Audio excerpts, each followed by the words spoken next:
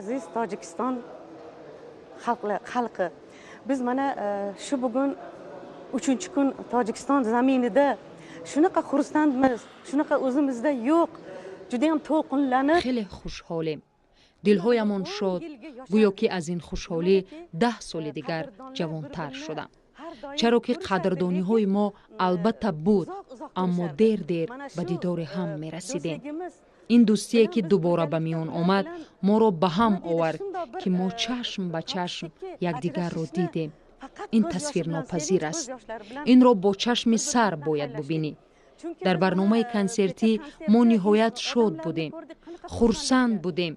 میدانید ممکن نیست دو خلقی که هرچند زبانشان گوناگون است ولی در اصل یکن از همدیگر جدا باشند، زیرا عهد خویش و تباری دارند. یکی دخترش را به ازبکستان کلین فرستاده است، دیگری از ازبکستان کلین گرفته است. ممکن نیست، هیچ وقت ممکن نیست که این رشته ها کنده شوند. من با این سخن این همه را اظهار کرده نمیتوانم، اما میگویم که سرحد هر دو مملکت هر دایم بردوام شود. هر دایم دوستی ابدی ازبک و تاجیک باید بردوام باشد، آخرش نشود، الهی بی آخر شود. هر دایم تنجی سلامتی. ما کوشش میکنیم که صنعتکاران ازبکستان، صنعتکاران تاجیکستان با همدیگری تیز واخواری کرده، کنسرت های زیاد شود، دوستی ابدی باشد. من همین خیلی خرسندم.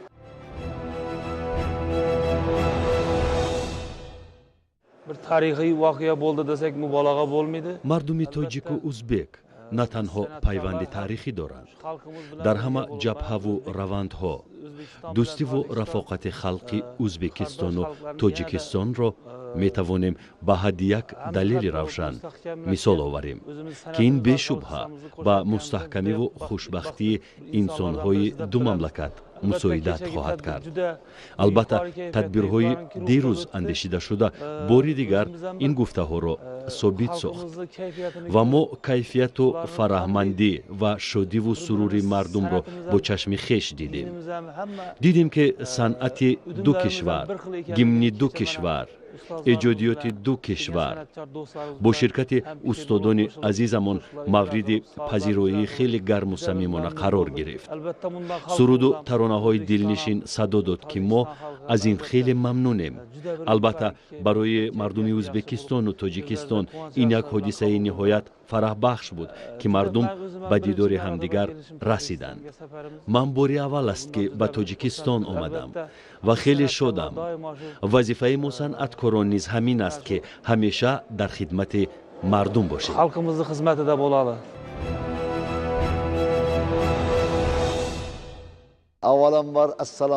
аввалан салом алейкум дӯстони азиз, тоҷикистониёни азиз. моро қадимитарин оинҳоямон, хонадориҳоямон, тӯю сурамон, динамон, урфу одатҳоямон як хел аст. ҳатто либоспӯшиҳоямон як хел аст. тавре ки президентҳои муҳтарамамон ин монандиҳоро дар баромадҳояшон қайд карданд.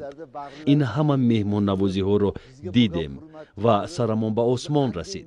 мо ҳамаамон аз шумо хурсандем. чӣ мақсаду нияти хубе ки доред мехоҳам ки амалӣ шаванд. нигоҳ кунед, баъди 25-27 соли сипаришуда як тӯи калон барпо шуд. ба ду халқ муяссар гардид ки саодату бахтро дубора ба даст биёранд. бо ибтикори сарварони ду кишвар, эмомалӣ раҳмон, президенти тоҷикистон ва шавкат мирзиёев, президенти ӯзбекистон, воқеае рух дод ки дар саҳифаи таърих онро бо ҳарфи заррин навишта хоҳанд кард. тамоми дунё, тамоми даҳр лол монд. дарвозаҳо кушода шуд. дар чеҳраҳои одамон табассум пайдо шуд. ашки шодӣ ҷорӣ шуд. хушиву хушбахтиҳо пайдо шуд. خارجی ها، ساکنان دیگر کشورهای دنیا این پیوند تاجیک و ازبک این ملاقات و پذیرایی ها را دیده اشک شادی ریختند. این حادثه تاریخی چنین لحظه های خوب و روزهای خوب برای ما، برای شما، برای مردم تاشکند و ازبکستان، برای مردم تاجیکستان میسر گردید که ما را خیلی شاد و خرسند ساخت. صنعتمان چه خیلی به هم دیگر مانند است. عرف و عادتهایمان امروز همه چی جای خود را گرفت. در برنامه کنسرتی برگزار گردیده در هر یک ترانه، در هر یک نمر کنسرتی ما اشک ریختیم. خرسندیمان حد و کنار نداشت. وقتی که دو پرزیدنت یکدیگر را برادرانه گرم به آغوش کشیدند ما اشک شادی ریختیم. این گونه حادثه نجیب را تاریخ هنوز در یاد نداشت و در هیچ کجا نشده بود. بگذار این رفاقت جاویدانه و استوار باشد. دروازه هایمان باز باشند. در سور و شادمانی های یکدیگر رفت و آمد داشته باشیم. دادری و برادری داشته باشیم. بخت پاینده باشد. این راه های کشاده بین تاجیکستان و ازبکستان بگذار همیشه سفید باشند. خرسندی باشد، شادی باشد. من شخصا همچون صنعتکار از نام صنعتکاران ازبکستان به دوستان صنعتکارم بخت و سعادت و تنصیحتی تمنا میکنم. آمد بخت birgalikda bo'lishni nasib etsin.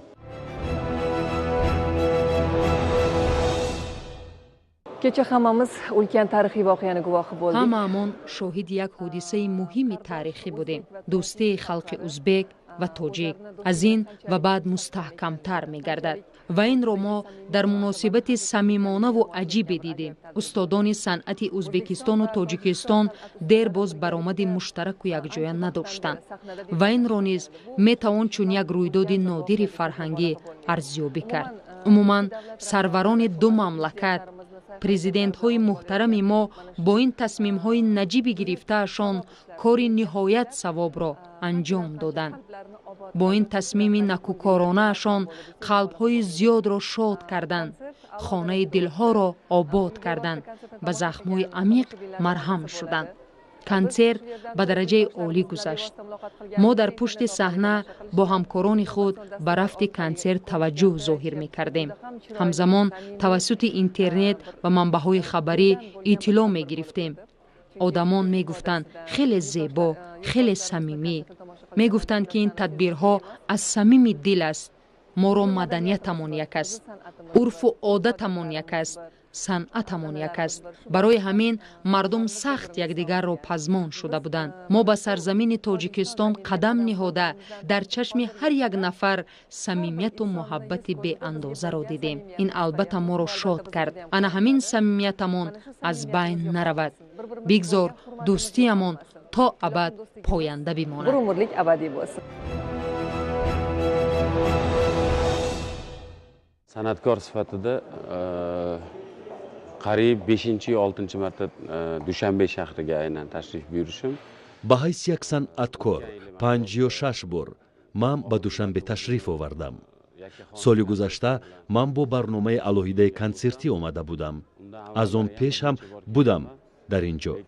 لیکن از سالهای پیشین دیده پیشروی و ترقیات تاجیکستان خیلی هم کلان است و این البته نظررس است. عموما زیبایی مردم، زیبایی شهر، زیبایی طبیعت، حسن تفاهم خلق، مدنیت و فرهنگ مردم، این همه در مجموع شایان تحسین است و من این را با چشم خود دیده البته گواهی می دهم. باید همین را قید کنم که چندین بار اگر من با مسائل فرهنگی به اینجا آمده باشم هم، لیکن برآمد مشترک هنرنمایی یک جای ما با صنعتکاران تاجیک یک عمر در خاطر من نقش می بندد.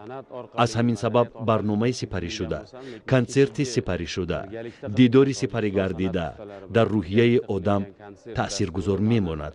از چشمهای همه می توانستید درک کنید که به آرزوی دیرینه خود مردم رسیدند با این تشریف، با این بازدید.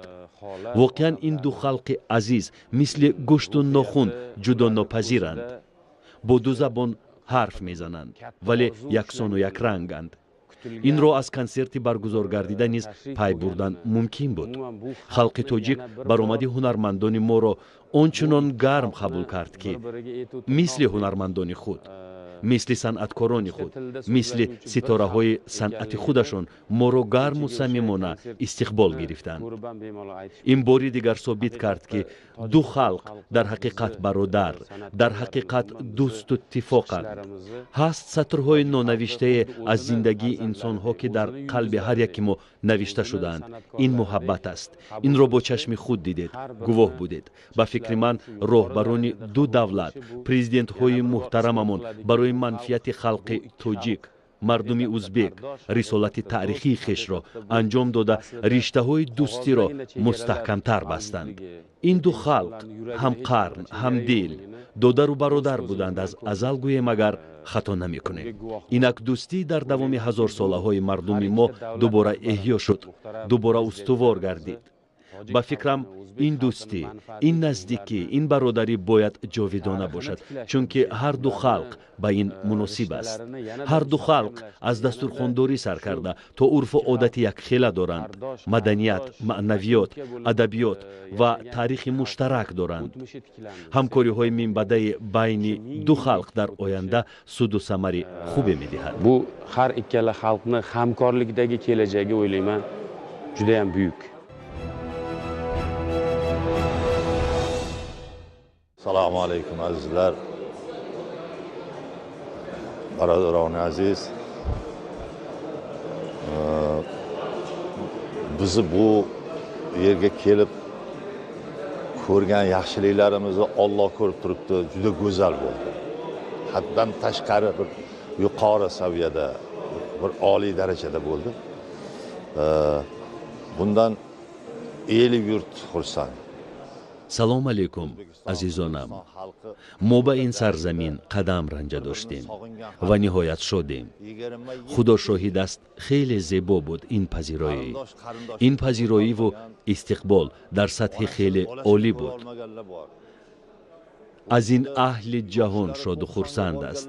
مردم ازبکستان و تاجیکستان یکدیگر را سخت پزمان بودند. برای رسیدن به چنین روز شکرانه باید کرد. اکنون ما را فرهمندیمان پایان ندارد. در آسمان ها پرواز کرده ایستاده ایم، گویا در فلک پرواز میکنیم. برای مردم ما، برای مردم شما مکافاتی از همه بی‌بها و ارزنده تصمیم است که از جانب دو پرزیدنت محترم شفقت میرامونویچ و امام علی رحمان گرفته شد. با آنها احسن. بین ازبک ها یک سرودی تازه و نو انشا شده است. Yashab o'tganlar, elni bizdan ko'proq sevib o'tganlar, siz bitta uy qurib saranjom qiling, yurtni otasiga oson tutganlar deydi. من این شعر را آهنگ نیز بستم. خدا خواهد باری دیگر بیایم حتما میخوانم. ikkita xalqni davlat timsoli u zoti muhtaram, timsoli davlatash zoti muhtaram, در سیمای نورانیش ملت وطن جمع، خدا داده باشد شاه سلطان هم، چشم دنیا به ما چشم کشاد تو هم، و پیشوای کشور مگیرید آسان. اون بولیده.